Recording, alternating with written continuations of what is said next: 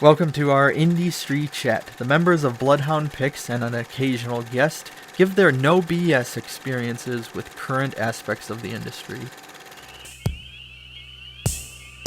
Hello everyone, and thank you for listening to this episode of Indie-stry where I will be interviewing Preston Fassel. This is now my 15th time trying to record this, and it seems to get harder every time, so I'm just going to try and go into it and acknowledge this, that when we recorded the episode with Preston Fassel, it was several weeks ago before an article came out titled How a Right-Wing Movie Studio Enabled the Harvey Weinstein of Indie Film. This article discusses Cinestate, where Preston works, and we talk about a lot within the episode. This article itself has had a huge impact on the horror community and has altered many of our views, myself included, on Cinestate and Fangoria, which has been a monumental company within the horror genre for several decades. So I have had several email correspondences with members of both Cinestate and Fangoria over the last year and a half or so, and they were always very kind, very gracious, and decent with me through email. And Preston himself, I'll stand by, as it seems to be one of the most helpful people that I've come across in this industry, and I know he's spent a career promoting others and trying to leave a positive impact.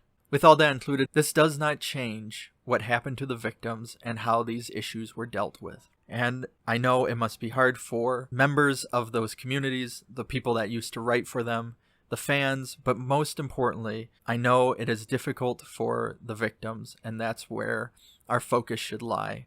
And the fact that these issues are coming out and people are supporting them is a great thing.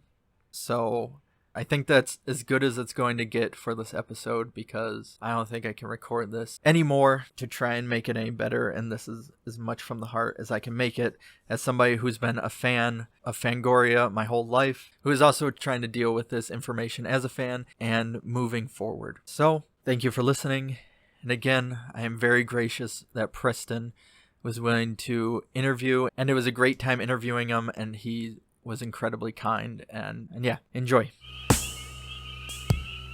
Thank you so much for joining me. Yeah, thank you for having me. It's a pleasure to join you. I was wondering if you could just start and kind of give our audience a little biography. Yeah, my name is Preston Fassel. I'm a creative executive for Cinestate and Fangoria, and I am also a staff writer for Fangoria magazine and an author of two novels, 2018's Our Lady of the Inferno, and then this year's Beasts of 42nd Street, which is going to be released in September through Fangoria's publishing imprint. Great. And so you got started off in genre journalism, and you kind of talked about how you were doing some interviews and you were doing these think pieces. And so what was that like when you were first starting off? It was very fun and very interesting and very nerve-wracking, because I actually have no journalistic training aside from contributions to the school newspaper. I fell into journalism in a pair of very unusual ways. The first was that I was working for an optometrist as an optometric assistant and optician after I got out of college, and we subscribed to this optometry magazine, and I took issue with an article that had run in it. It was about selling transitions lenses, where they get dark when you go outdoors.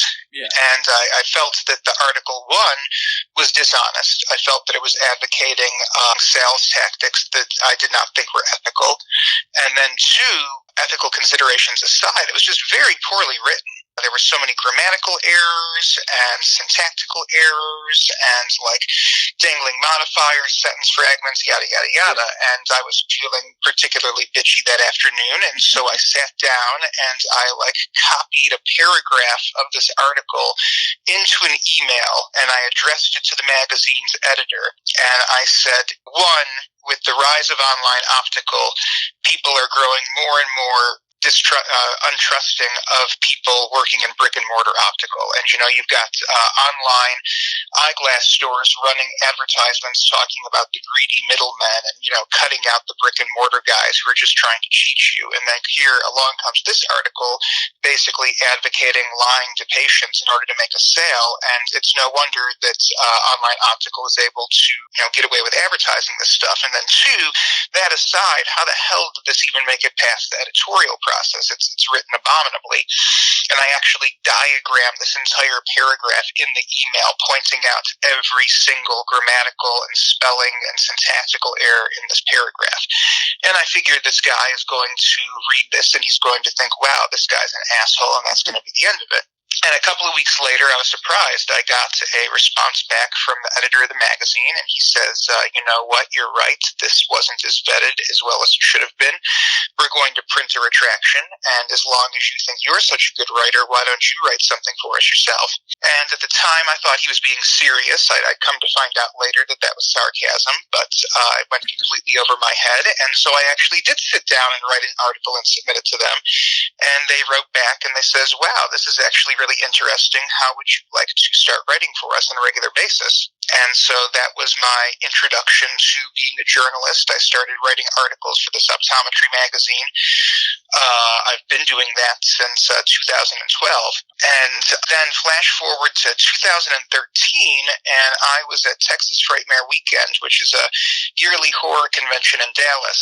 And this year it was being sponsored by Rue Morgue magazine. And for years I had wanted to get a story up off the ground about this actress named Vanessa Howard. And Vanessa Howard can be the subject of an entire podcast unto herself. But long story short, she was a British film actress back in the 1960s who had several near brushes with fame and who was always almost at the precipice of being this great British scream queen, and nothing ever quite panned out for her. And I always thought it'd be great if somebody could write this life retrospective on her and tell her story and talk about this really strange and interesting and kind of faded life that she led.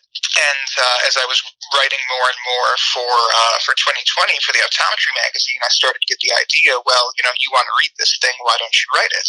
And so just on a complete whim, I walk up to Rue Morgue's booth this year, and I say, hey, my name's Preston Fassel. I'm a writer for an optometry magazine, but I'd really love to write an article about this woman named Vanessa Howard, and I just lay out this entire pitch to the guy. And I'm thinking to myself, this dude is some intern, and he's been sent down here from Canada, and he's going to smile and nod while you ramble off this, this whole long spiel. But at least you'll have said your piece, and maybe he'll go back and tell somebody about this. Maybe you'll get an email about it. And I gave him my business card. And I didn't realize it at the time, but I had just pitched this story to Dave Alexander, who was at the time the editor-in-chief of Rue Morgue magazine. And he really loved the passion that I displayed and my interest in different types of genre movies, that I wasn't just coming up to him and talking to him about the same sort of horror films that most fans came and discussed with him. And he said, I don't know if this is necessarily the right article for Rue Morgue, but I'd be interested in having you contribute maybe reviews to us and start there and see how you like being a genre writer and being a horror journalist. And that was the beginning of my inadvertent career in genre journalism. I wrote reissues and reviews for them for about the first year, I want to say, and then 2014 I wrote my first feature, and I was with Rue Morgue from 2013 to 2017, and really kind of flying by the seat of my pants. Once in a while some strange circumstances would come up, some situation that I had no experience dealing with whatsoever, and just kind of had to play along and figure things out. And it was a really exciting time in my life to go from having no background in this whatsoever to all of a sudden getting an email saying, hey, we'd like to have you interview our client at Fantastic Fest. Can you get in a car and drive from Houston to Austin tomorrow?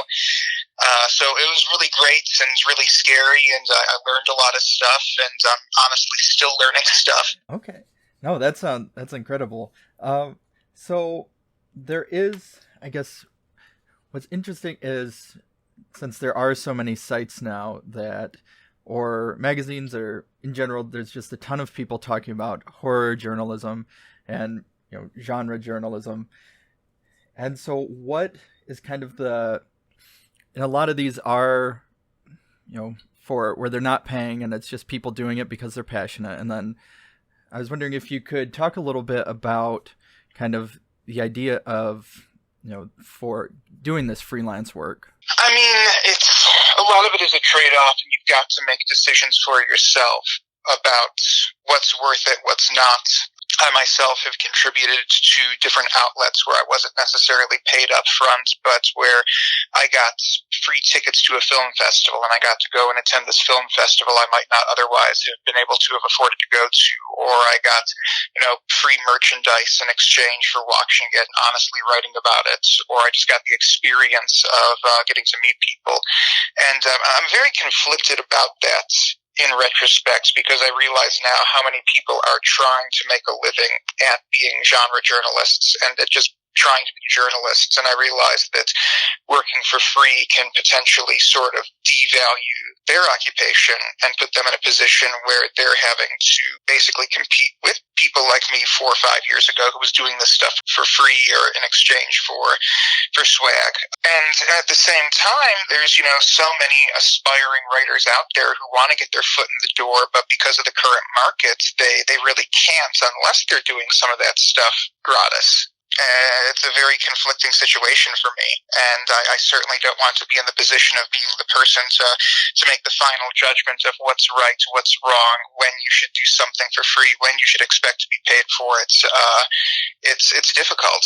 Yeah, I know that for myself personally and others I've talked to, that kind of becomes this big thing, especially when starting out, is finding that balance of when do you that fine line of, okay, how long have I been doing this? At what point do I start saying, okay, I need the compensation? Or, then having the argument, the kind of self-internal argument of, well, am I, ready enough to, or am I still kind of green enough that I should be doing this for free? Or can I start asking for compensation as well? I mean, people ultimately have got to do what's right for themselves. For anybody who is considering contributing their work to an outlet without payment, I would at least ask that they consider, is this work worth something?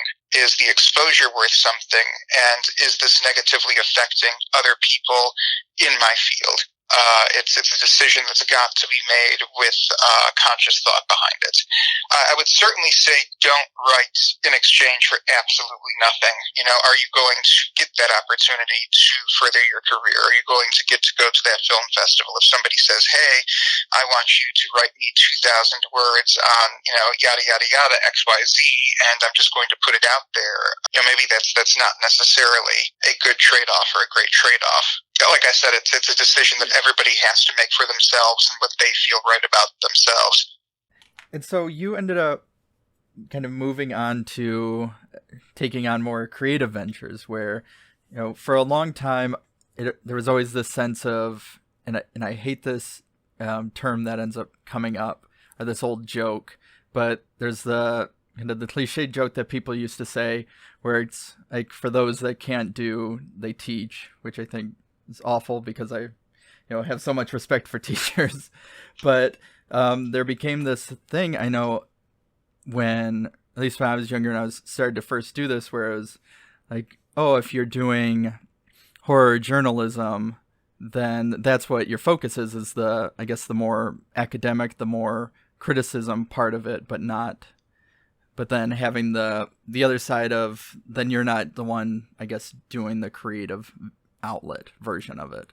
And so you proved that, and you wrote your first book, and if you wanted to kind of talk about the transition into that. And you discover that there's a lot of different personality types. There are horror journalists who are doing it out of a sheer love for the genre, and they don't have any creative inclinations. They don't want to be creatives themselves. They're doing it because they love horror, and they want to share that love of horror with other people, and they want to enhance the conversation around it, and they want to be these sort of ambassadors to give fans this inside look at horror, wants to kind of pull back the curtain and let people see all of the wonders that go on behind the scenes. and they don't want to write books, they don't want to write movies, they don't want to be in movies. They are strictly journalists, and they are there for the love of the genre. And then you have got people like me who kind of have like a foot in both worlds. I certainly, like I said, did not intend to become a genre journalist, but once I did, I got to enjoy it. And I'm still writing nonfiction. I'm still a regular contributor to the Fangoria website and to the magazine. I still write journalistic pieces, and I also enjoy being that sort of ambassador to the world of horror. But at the same time, I do have these creative inclinations. I wanted to be a creative writer before I wanted to be a horror journalist. And even when I was still getting myself up off the ground writing for Rue Morgue, there was always this kind of idea that somewhere down the line I would be able to use the positive reputation I'd built up for myself to make that transition into being a creative. And that ultimately proved very helpful when the book did get published, because I had made so many good relationships with people, and I had developed what I hope is an overall positive reputation, where I was able to reach out to people and say, hey, I've written this book now, will you take a look at it? It's getting published, yada yada. And I was able to get a nice reception for that and get some help in promoting it once I got the book published. What was the process with writing your first book, Our Lady in the Inferno, initially? Because I know Fangoria published it now, but it was published separately when it first came out. Correct. Yeah, it was, writing the book was probably the most dedicated time I've ever had in my life when it comes to writing, when it comes to work. It was this very strictly regimented period for myself. Back at the end of 2013, I contracted pneumonia, and I was in the hospital for a week and had this really sort of brush with death.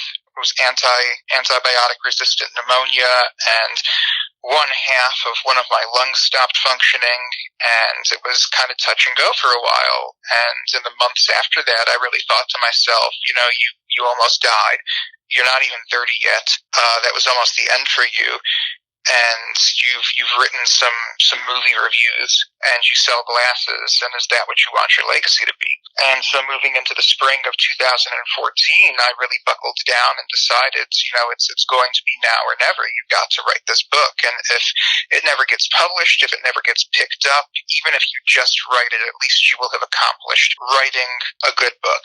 I'd written stuff back in high school that was absolutely terrible, that will never see the light of day unless I get really, really desperate for money down the road. Yeah. I had been trying to write a book for years that ballooned up to like 250,000 words and had like 20 main characters and never went anywhere, and I ended up abandoning that in 2013. And so I said, you've got to write the book, the one that you've been thinking about all this time, the one that you wanted to write in high school, the one that has been on your mind. It's time to buckle down and do it. And so for about a 6-month period in 2014, I developed this very regimented schedule. On the days that I worked in the optometry office, I would come home at night, I would have dinner, I'd give myself a little bit of time to decompress, and then I would write for at least 2 hours every single night, no matter what.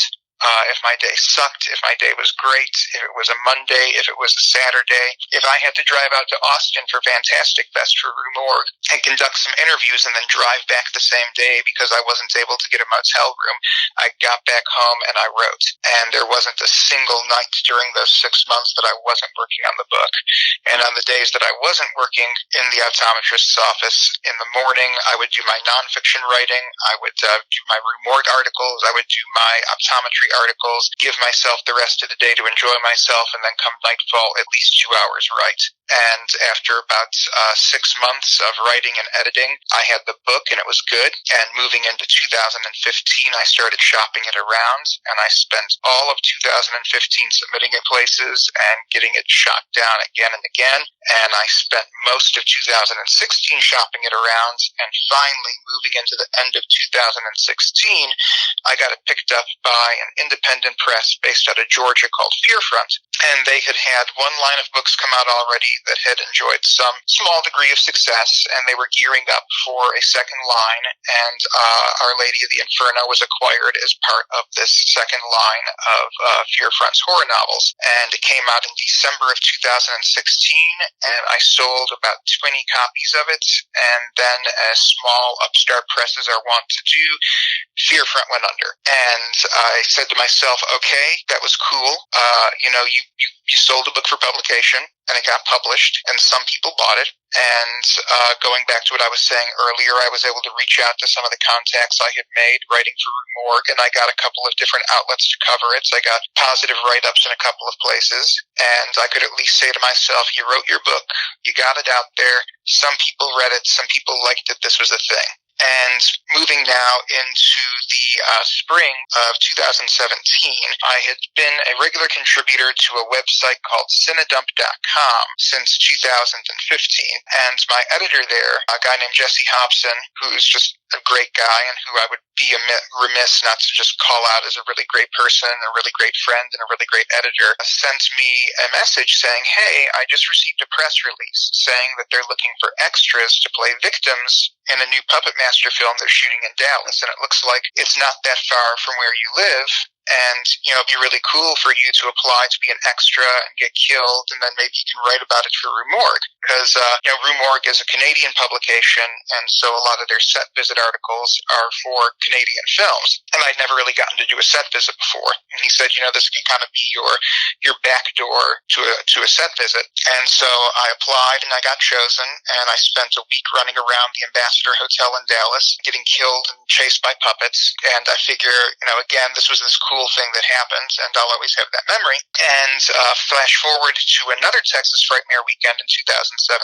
and I had been asked to host a panel about horror writing, and I was just about to go in, and I had brought along a copy of my book to, include that story when talking about my whole strange journey, and I hear somebody yell, hey, Preston, is that you? And here comes this guy, and it's somebody I recognize from the set of Puppet Master, somebody who worked on the film, and he says, what are you doing here? And I says, well, I'm hosting the writing panel. I'm about to go in and talk about writing for Rue Morgue and talking about this book I wrote. And he takes a look at my book and he says, well, can you bring me a copy tomorrow? I'm going to be hosting the Puppet Master panel. And I'm thinking, okay, this is strange. This guy who worked on the movie wants my book, but that's cool. And I show up to the Puppet Master panel the next day, and this is when I start putting stuff together. I'm very bad with names, and I'm especially bad with names if I'm introduced to more than two people at once, and then I run into them later. And when I walked into the Ambassador Hotel my first day working on Puppet Master, I was introduced to 40 people at once. Somebody let me into the building, and it was hey, I'm yada yada, and I work for Cinestate, and I yada yada, and I'm going to take you to meet yada yada, and he yada yada is going to take you to yeah, and it just goes on. And it's I meet all these people at once, and by the time I'm done 7 days later, I still have no idea who the fuck any of them are. And so flash forward again, to Frightmare, I come into the Puppet Master panel, I'm going to give my book to this guy, and I realize it's Dallas Sonnier, it's the CEO of Cinestate, it's the producer of Puppet Master, and this is this big oh shit moment for me, where it's oh wow, this isn't just some rando wants to read your book, this is the guy who owns the company wants to read your book. So I give it to him, and a couple of months go by. Summer of 2017 rolls around, and I get an email from a woman named Amanda Presmick, the vice president of Cinestate. She says, hey, believe it or not, Dallas and I read and enjoyed your book. Would you come down to our offices and talk to us about it? And so I show up at the Cinestate offices, and they sit me down, and they say, we would like to acquire the film rights to your book. And I had looked into the company, and I had seen that they were also starting a publishing wing. And by this time, Fearfront had gone under, the rights to the book had reverted back to me, and I had brought a copy of my publishing contract along with me. And I says, hey, funny thing about that, I hear that you guys are publishing books now, and as it turns out, my publisher went out of business. Here's my contract. How about you put it back into print, too? And Dallas sits there in the conference room and reads through the contract, and he says, you know what, that sounds great. Let's pick up the publishing rights. Let's put this thing back into print. And I'm thinking to myself, you're never going to be in this room again. You're never going to be in this position again. Just go for it. And so I say, hey, as long as you're going to put my book back into print, as long as you're going to make a movie out of my book, why don't you hire me to work for you too? And Dallas and Amanda smirk at one another, and Dallas says, I think I might actually have a place for you here. A couple more months go by, I sign what seems to be every NDA under the sun. And on some things I can be very canny, like bringing along that publishing contract, and on some things I can be very oblivious, like, the sarcasm from my optometry magazine editor, and in the fact that I'm signing like my 5th NDA for what I think is just selling the rights to my book. And so, months go by, I sign all this stuff, and I'm about to go into a movie one night, and I'm in the lobby, and I get a phone call from Dallas. And he says, hey, I just got the last of your contracts. You've signed off on everything you need to sign off on now. Now I can tell you why I'm interested in your book. Now I can tell you why I'm interested in you. I just bought Fangoria magazine. Come work for me. And that was 3 years ago, and here I am now, and it's been a really great 3 years, and I hope to be in the same place in another 3 years. Oh, that's an incredible journey. No, I wanted to go back, because you talked about with your book of kind of having to shop it around for a little bit. And I think for, of course, books and screenwriting and really any kind of writing, there's, especially when you're first starting out, there's this mentality of like a year almost seems a long time but these things can take years and years of you kind of shopping it and pitching it or submitting it to festivals. And if you could expand on like that process, how it normally works, or if there is an average of... You've really got to assume a kind of Zen attitude to it. You've got to, accept that you have sent this thing out into the world and that you may hear back tomorrow, you may hear back in a year. I know that some of the smaller publishing houses have about a year turnaround time on reading and responding to queries, if they respond at all. It really varies depending on the place you're submitting to, where you are at your own point in your career.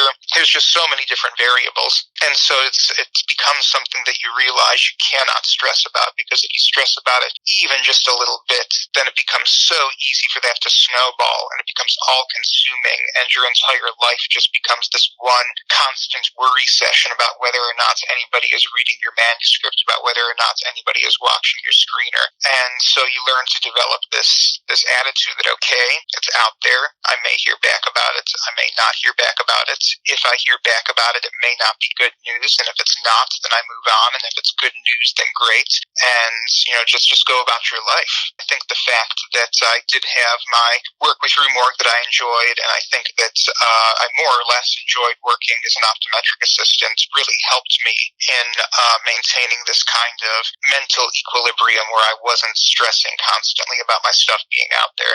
With your work with Cinestate, I've been able to I've talked to Dallas and all of you personally, and your company. I was surprised when I first started submitting things or trying to reach out to companies, and with Cinestate they had this approach where they're just so like friendly and social, and even are chatting with you or Dallas, and you have this assumption, I guess, going in of like, oh, I'm not even going to hear anything, and if I do, it'll be an intern that will kind of either brush it off or say and take it and try and take it up the ladder if it's good enough, or even just Cinestate has this reputation of being or trying to be set differently away from what is sometimes considered the Hollywood bubble. It's about just basic courtesy. I've had very limited interaction myself with the Los Angeles film world, but there is this very perfunctory nature to it, and this kind of, I don't want to broadly stereotype here, but just in my experience, is a sort of dismissiveness. It is a machine. It is what's the next cool thing, what's the next great thing, who's the next up-and-coming star.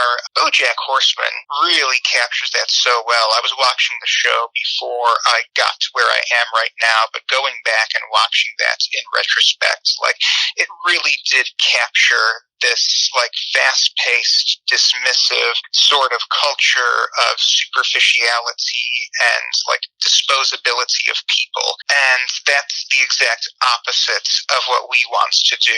If somebody sends us an email, we're going to read it, we're going to respond to them personally. If somebody sends us a script, I'm going to read it and I'm going to respond to you personally. I did the math on this the other day, actually, and I read personally probably about 100 scripts a year, because I average, no more than that, that's wrong, because I'm reading about 9 scripts a week, so shit, even more than that. So I'm reading probably closer to about 300 scripts a year, and it's just about making people feel appreciated, because I've been on the other side of those emails.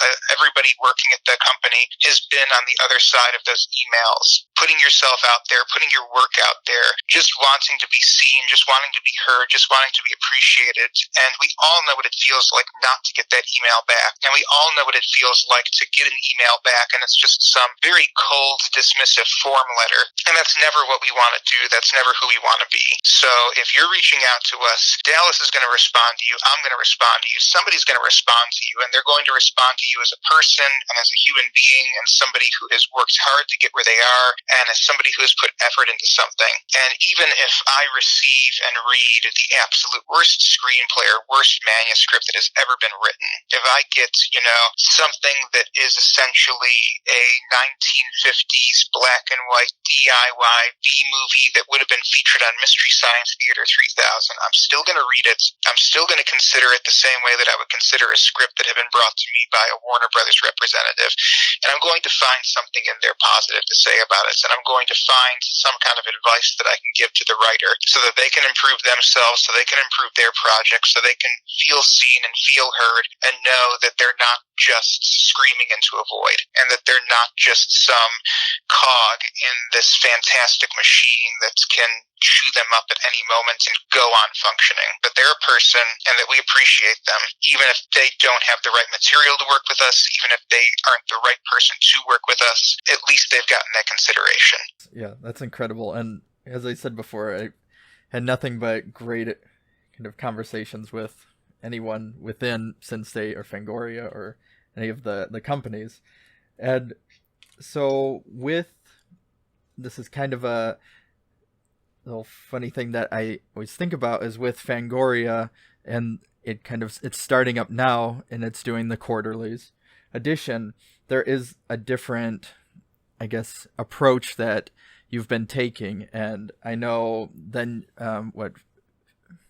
Phil Noble Jr., he'll post it normally of the people that write the letters saying, oh, I'm going to end my subscription with Fangoria because it's not my Fangoria anymore, or things like that. It's funny that you mention that, though, because I'm always really struck by those messages. And I really think to myself, are you really a Fangoria reader from back in the day? Because I know about Fangoria back in the day. We have every single issue of Fangoria at the Cinestate offices. I've thumbed through them. I had friends in high school who read Fangoria back in the day. And it was this kind of liberal-leaning, gore-soaked ode to subversive horror. I mean, this was a magazine that was running pictures of guys with their faces blown off and talking about the evils of consumerism back in the 1980s. And now people write in because they're upset because of some slightly more left-leaning tendencies and about the level of gore in the magazine. And it's like, were you really reading this in the 80s? When we were first getting the publication back up off the ground under Cinestate's tenure, we all watched this clip of Tony Timpone on, I want to say, the Morton Downey show, if I'm not mistaken. It might have been another one of these 1980s, early 90s daytime talk shows, and it's Tony Timpone facing down against pastors and parents groups, and I think maybe a PTA president or something, and talking about how Fangoria is this gateway to hell and how it's going to corrupt the morals of our nation, and it's going to warp children's minds. And then people write in today saying that oh, it's too subversive now. That just always gets me. Yeah, no, it kind of makes me laugh every time.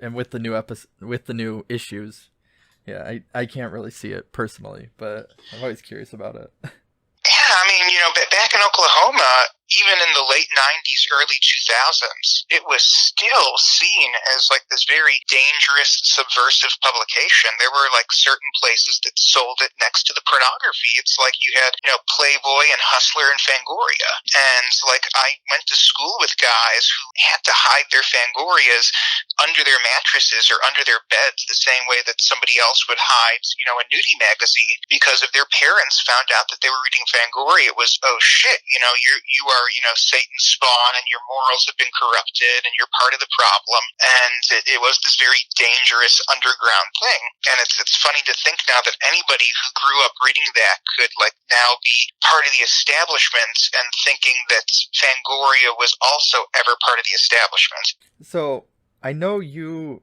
love all types of movies, film, or genres, I guess, across the board. Has this work pigeonholed you or kind of typecasted you in any way? Are you comfortable with just working in the horror genre? No, I don't really think so, because I really love writing horror and I love existing in the horror world. It is my favorite genre, and it's allowed me so many opportunities to meet a diverse array of other creators. Something really cool about this moment in horror is that with the broad appeal that it has, that you get to meet and interact with people outside of that field who are just horror fans themselves. And so I think that if you're somebody who wants to work in horror, but who is also maybe interested in writing a action film or in writing a spy film, that this is the time to be alive, because you can meet those people involved in those genres as well. For me with horror, I don't think that's really pigeonholed me too much. I've always seen myself as somebody who's got a very broad array of interests within horror. I've certainly got my areas of special interest, like 1970s exploitation films and 80s underground horror, and in these lost films from the pre-VHS age or from the VHS age. No, I don't really see myself as being pigeonholed too much. I'd like to do a couple of artier horror projects, like some more sort of A24 Oz Perkins style things that maybe aren't necessarily Fangoria's bag in terms of style or execution.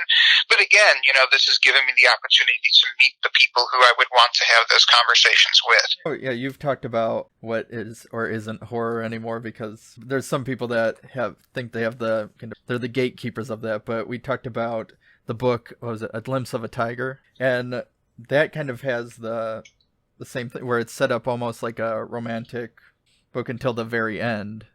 But so going on to, I'd actually like to talk a little bit about the writing.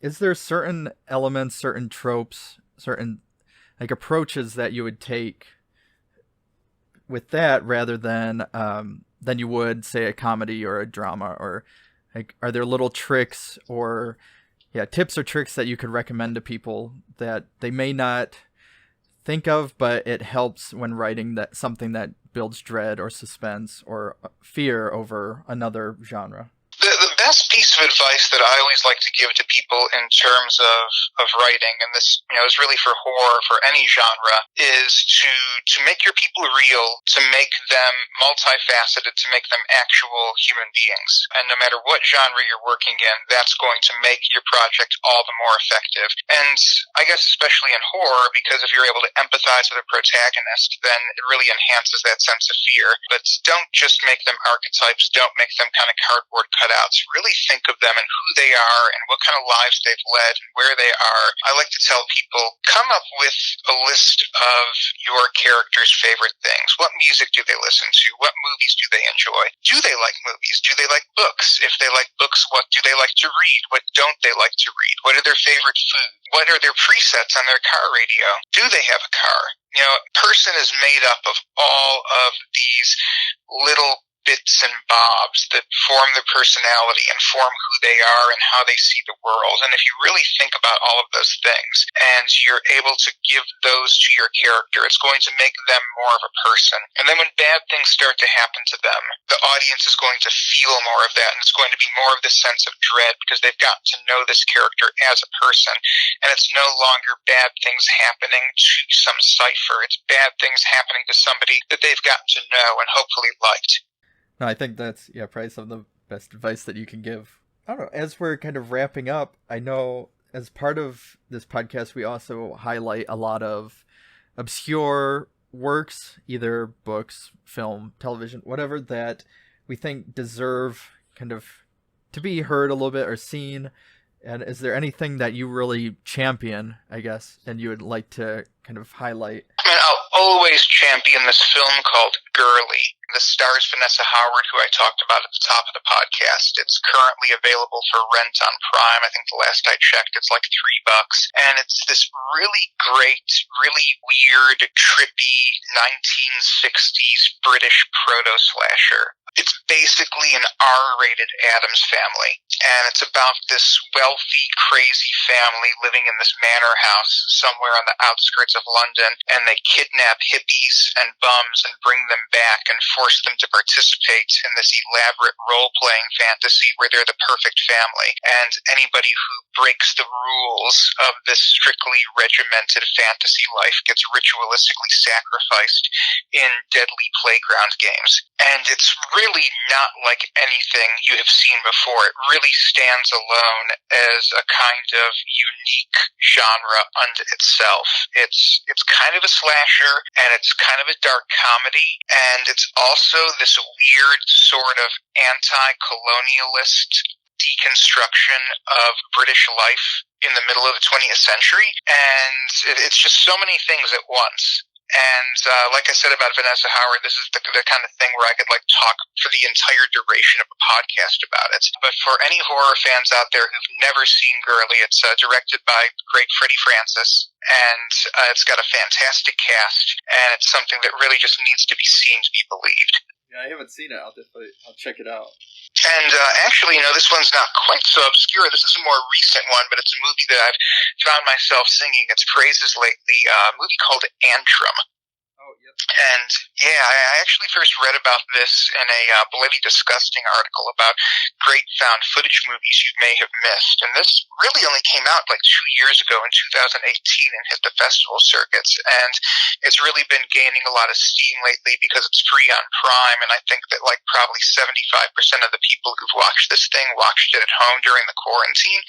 And it's a very unique approach to found footage in that the majority of the film is made up of the contents of an allegedly cursed movie. And it's a horror movie that gives the audience the opportunity to see the entirety of the cursed film. And I still haven't been able to quite put my finger on what it is about this movie, but there's just something about it that will give you the fear. Yeah, no, I actually watched it a little while back for, I think, to do a review on it, and that was the part of it that I think, yeah, you can't put your finger on it. I agree on that, because once you get past it's still a great movie once you get past the that it's a cursed film type of thing. Right? I think that's what a lot of criticism was of, it's not really, and it goes on that route where people just, in the same way of if they know that the Blair Witch isn't real or things like that, then it instantly becomes, it's just a gimmick, and they disregard it. But no, I agree with Antrim. I think it works really well. Yeah, there's just something spooky there. I mean, see, in terms of obscure books, you briefly mentioned A Glimpse of Tiger, and you and I corresponded about that. For anybody listening, Glimpse of Tiger is written by a guy named Herman Raucher, Raucher. His big claim to fame is that he wrote Summer of 42, which was kind of sort of the darker, edgier Walk to Remember for the 1970s. But he had a career as a novelist in addition to being a screenwriter, and A Glimpse of Tiger is really his big magnum opus. And it's a book that's not quite like anything else I've read before. Like you said, it starts out as a romantic comedy, and it's got its feet very firmly planted in the realm of the kind of story that Julia Roberts and Hugh Grant would have made back in the 90s. And it's about this girl who runs away from the Midwest and ends up in New York and falls in with this hippie dude in the 1970s, and they live this really crazy, fun, madcap, boho lifestyle. And then it gets to the point where, of course, they break up, as happens in so many romantic comedies, and then it just takes this really hard left turn into something really dark and really unexpected. And for anybody who has ever wanted to see what a really great deconstructed romantic comedy would look like, you've got to read A Glimpse of Tiger. No, I ordered it, so it's on its way because of your recommendation. I haven't read it yet, but I should hopefully by the end of the summer. Yeah, and I don't want to say any more. I don't want to spoil anything for you or for anybody listening to this who might be excited enough to want to go out and order this and read it. Yeah, I'll probably end up talking about it more on episode later on after reading it. But so I guess as we're kind of wrapping up a little bit, is there anything that you yourself would like to promote, either social media or any works that are coming up? Or you can find me on Twitter at Preston Fassel. That's PrestonFassel.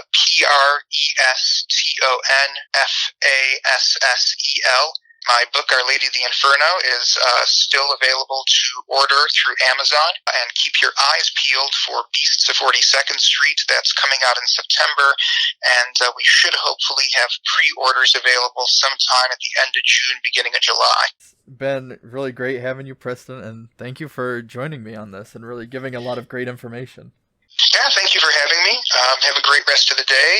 Stay safe and healthy. And everybody listening, thanks for tuning in. And y'all have a great rest of the day and stay safe and healthy as well. Bloodhound Pix podcast is produced by Josh Lee, Craig Draheim, and Kyle Hintz. Music by Raymond Seed. Audio editing by Kyle Hintz.